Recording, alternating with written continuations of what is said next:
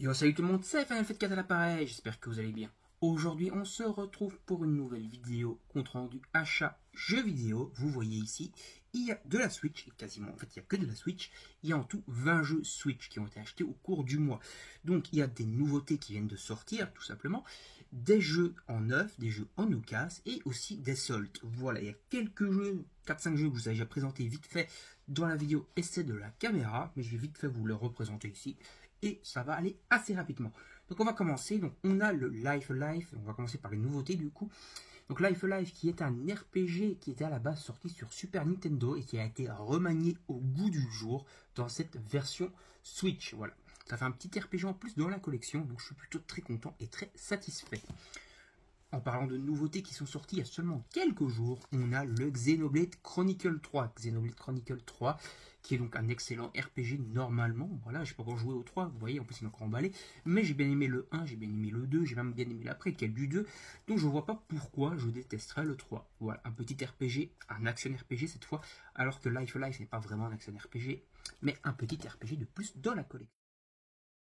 En parlant de jeux nouveaux et on va dire un peu dans l'air du temps, il y a eu Stray avec le chat, ici c'est Link, je pense super mal, Extinction is Forever, donc avec le renard, voilà, donc c'est un peu le même principe que Stray, donc qui est sorti sur PS5 et compagnie, sauf qu'ici on va suivre un renard dans un monde post-apo, il va devoir survivre et aider donc sa famille à survivre. D'après ce que j'ai compris, on suit le dernier renard, encore vivant, en tout cas la dernière femelle, avec ses petits. En nouveauté du début du mois, je me suis pris le nouveau Fire Emblem. Voilà, normalement il y en a quelques-uns aussi que vous avez vu dans la vidéo présentation de la collection de jeux vidéo Switch, mais que je n'avais pas encore présenté en achat.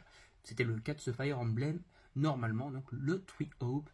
J'ai pas eu trouvé le Tree House et malheureusement il est super rare. Donc je le prendrai peut-être en dématérialisé pour le faire. Voilà, ça sera l'occasion. En tout cas, c'est encore un RPG, mais un RPG de stratégie cette fois. Et c'est cool d'en avoir un de plus dans la collection, encore une fois. Je dis beaucoup collection. Donc on a le Monster Hunter Rise. Donc vous allez me dire mais il n'est pas nouveau, mais en fait si, ici il est nouveau parce que c'est le Sunbreak qui vient de sortir. Donc c'est-à-dire c'est le Monster Hunter Rise classique plus l'extension Sunbreak qui vient de sortir. Et là on a les deux qui sont combinés du coup dans ce jeu là. Voilà. Et ça sera le premier Monster Hunter que je vais vraiment faire. Parce que bon, j'ai d'autres Monster Hunter dans la collection, mais j'ai jamais vraiment beaucoup joué. Et donc là, je vais essayer de le faire à 100%. Et voilà, je suis un peu dans la veine des RPG, des jeux un peu plus difficiles, avec des combats un peu plus de challenge. Je préfère Dark Souls. J'avance plutôt bien dans Dark Souls, d'ailleurs, dans Dark Souls Remaster. Et je suis quasiment à la fin du jeu, on va dire. Même s'il est bien relevé quand même niveau difficulté, je commence à peu près à gérer les mécaniques et je suis plutôt content, je suis assez fier de moi d'ailleurs avec Dark Souls. Et je pense que je vais du coup attaquer aussi le Monster Hunter, qui sera le premier Monster Hunter que je vais faire du coup. Donc en parlant d'occasion, maintenant je me suis pris le Mario et la Crétin Kingdom Battle le premier, le 2 vient de sortir mais je ne l'ai pas encore pris, je n'avais pas le premier dans la collection donc là c'était l'occasion de l'avoir et bah pourquoi pas de le faire, bien entendu je ne l'ai pas encore joué et donc voilà, c'est une espèce de RPG on va dire, un mélange entre Mario et les lapins crétins. On a le Ghost Runner qui a l'air d'être plutôt sympa aussi mais que j'ai pas vraiment eu l'occasion de tester, voilà, Ghost Runner qui a l'air d'être un jeu d'action plutôt stylé, bon, assez cool. N'hésitez pas à me le dire si c'est vraiment de la merde en fait, parce que comme je connais pas. Voilà. Petit œuf méga party, donc on va dire la suite de méga compète. Voilà, petit jeu, on va dire party game humoristique que j'ai eu en seul, donc ça m'a coûté une bouchée de pain. Et voilà, le petit jeu, on va faire une espèce de mini game quoi, avec petit œuf, avec ses amis, avec Hugo et compagnie. Et ça peut être plutôt marrant. Voilà, il faudra tester. J'avais plutôt bien aimé le méga compète qui était sorti il y a quelques années. Et je crois qu'ils ont ressorti sur Switch, mais je suis pas sûr. En tout cas, je l'ai pas. En tout cas, je n'ai pas souvenir de l'avoir sur Switch. Mais le méga party, du coup, je vais le tester. Et j'en donnerai un peu plus. En tout cas, pour l'instant, c'est déjà sympa. C'est des petits mini-jeux assez sympas, assez marrants à faire. Un petit jeu d'horreur avec des graphismes rétro qui est Monstrum. Monstrum qui est un jeu également sorti sur d'autres supports. Voilà, bon, j'ai pris la version Switch. Le jeu n'a pas l'air d'être trop gourmand. Et donc, il devrait plutôt bien tourner sur la Switch. Et j'aurai l'occasion de le faire également en jeu portable, du coup. Le Maniteur qui était donc, je vous l'ai montré normalement dans la vidéo collection Switch, mais je l'ai acheté il y a peu de temps et j'ai joué, il est plutôt sympa. C'est un jeu donc on contrôle un requin et ce requin va devoir évoluer, donc c'est un espèce de jeu de rôle, de RPG où notre requin va évoluer de plus en plus, prendre des niveaux, prendre des points de compétence et devoir avancer dans le scénario et sa quête de vengeance. C'est plutôt original, c'est assez what the fuck, mais c'est plutôt sympa. Voilà.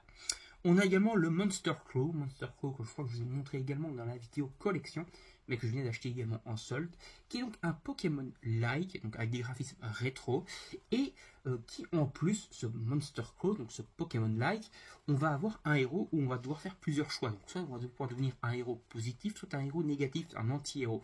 Donc soit on va devenir vraiment quelqu'un de bien, soit quelqu'un de mauvais. Donc ça c'est plutôt sympa, c'est plutôt original et en plus on a la gestion donc à la Pokémon de Monster Capture qui est plutôt stylé, c'est un beau mélange, un bon RPG rétro. Alors je me suis commandé ça sur Amazon parce que je ne le trouvais pas en magasin et que je le voulais en boîte dans la collection, c'est le Darksider. Donc Darksider qui est donc le remaster de Darksider, là c'est le War Master Edition. Et donc j'avais envie de faire ce jeu, donc c'est un espèce d'RPG, mélange un peu avec des codes de Zelda, mélange un peu avec des codes de Beat'em All à la God of War, etc. Et voilà, c'est l'occasion de l'avoir. Je l'avais déjà sur PC il y a fort longtemps, mais celle-là c'est le remaster, et je vais me le refaire avec plaisir. Donc voilà, il faudra que je me trouve le 2 et le 3 pour avoir en plus dans la collection.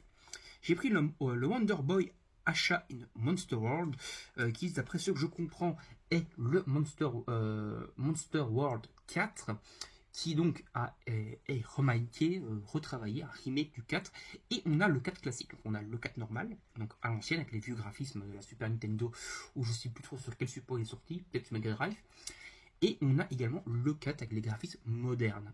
En démat, je me suis pris également l'autre Monster Boy, Wonder Boy, je crois que c'est Monster Boy, qui est sorti il y a peu de temps sur, il y a quelques années, mais là ils l'ont mis en promo sur la Switch, donc je me le suis pris en démat, parce qu'il était je crois à 10 € de 40. Et donc là du coup j'ai plusieurs jeux de ce genre de licence à me faire. Voilà. Et ça sera l'occasion de faire peut-être une vidéo test et d'en parler un peu plus en détail. On a également le Borderlands Legendary Collection. Borderlands, je ne les ai jamais vraiment trop fait, j'ai jamais vraiment trop joué. Et donc là, c'est l'occasion d'avoir, en plus ils m'ont coûté une bouchée de pain, ils étaient en solde, je crois que je les ai eu payés 10 €, un truc comme ça. J'ai les 3 jeux, donc j'ai le 1, le 2, et je crois la séquelle, ou enfin la préquelle à Borderlands, ou la préquelle à Borderlands 2, c'est un gros bordel, mais en tout cas j'ai les 3 jeux, et ça va être l'occasion vraiment de pouvoir m'y intéresser plus en détail. Je sais que ces jeux ont à un certain temps vraiment, vraiment attiré les foules, ils ont vraiment bien plu, et donc voilà, c'est l'occasion vraiment de me les faire, de voir si ça vaut vraiment toute la hype qu'il y avait eu à l'époque. Je pense que la hype est un peu retombée maintenant, mais voilà. Alors ici, donc on a des jeux que je vous ai déjà montré en solde, dans la vidéo que je vous ai vite fait pour un peu essayer la nouvelle caméra. Donc on a le G.I. Joe, voilà, que j'ai déjà fait en démat, mais là c'est pour la collecte et je suis sympa de l'avoir, je l'ai eu pour une bouchée de pain en solde. Donc je le referai avec plaisir parce que ça vaut être G.I. Joe, j'ai plutôt bien aimé le jeu, il était plutôt sympa.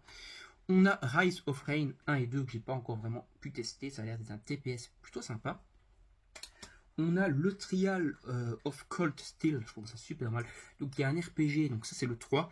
Le 3 est en français, je crois que c'est le seul qu'ils ont traduit en français sur la Switch. Et donc voilà, c'est l'occasion d'avoir un bon petit jeu d'action RPG, voilà, un RPG plus dans l'escarcelle, quoi, en occasion que je me suis pris, et en français en plus, voilà. Donc ça c'est plutôt stylé, et c'est plutôt sympa. Alors, je me suis commandé également sur Amazon le Valkyria Chronicle 4. Donc voilà, Valkyria Chronicle 4 qui est en français, voilà. Accessoirement, le Valkyria Chronicle 4 se passe en parallèle de Valkyrie Profile, donc le tout premier Valkyrie, qui est daté de la PSP, je crois. Si j'ai pas de conneries, si j'ai des conneries, reprenez-moi directement. Et donc ici, on se retrouve en parallèle de l'histoire principale du 1, sauf que du coup, on suit un autre personnage et que le jeu est entièrement traduit en français. Et donc ça, c'est plutôt cool, c'est plutôt sympa. Et donc, je me le suis pris également sur Amazon parce que je voulais l'avoir en boîte. Et en plus, il coûtait moins cher en boîte qu'en démat. Donc voilà, c'était l'occasion de l'avoir dans la collection, quoi. Et aujourd'hui, je me suis repris 2 petits jeux en occasion qui sont donc Syntro. Donc ça, c'est le 3, le pack ultime. Voilà, j'avais plutôt bien aimé Syntro 3, j'avais fait, je crois, sur 360, si je dis pas de conneries. Et le 4 que je m'étais fait, donc Re-Elected, que je m'étais fait sur PS4, il y a déjà un petit moment de ça maintenant, 2016 ou 2017, un truc comme ça, je crois que c'était en 2016 que je l'avais fait. Et donc là, ça va être l'occasion de le refaire en portable, voilà. Sur la petite Switch, ça n'a pas l'air d'être trop dégueulasse, j'ai un peu testé, ça a l'air d'être quand même plutôt une belle qualité sur ma Switch OLED, et donc voilà, je suis content. Donc celui-là, on a un plus un délire de super-héros, et celui-là, c'est un peu un GTA-like, mais beaucoup plus poussé, on va dire, dans le délire, et dans la surenchère, et dans un peu le what the fuck, quoi. Voilà. Enfin, c'est un peu le sel des Syntro qui sont un peu tous comme ça, quoi. Donc on a fait le tour de ces 20 jeux.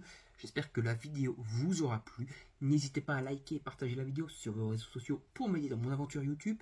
N'hésitez pas également à vous abonner à la chaîne et à activer la petite cloche pour ne rien manquer des prochaines vidéos.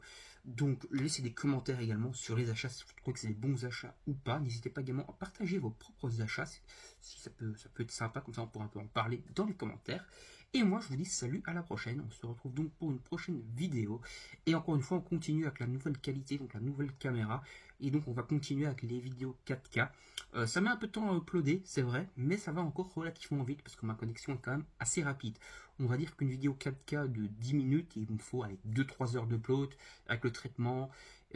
Maintenant, vous m'avez dit dans les commentaires qu'il fallait mieux un petit peu attendre parce que sinon la qualité n'est pas optimale au début, etc. On va dire que quand je tourne la vidéo, si je décide après, du moment où je vais commencer à lancer l'upload, 5-6 heures après, elle est en ligne. Et donc ça, c'est plutôt sympa. Ça va quand même encore assez vite. Allez, salut tout le monde, à la prochaine. Bye bye.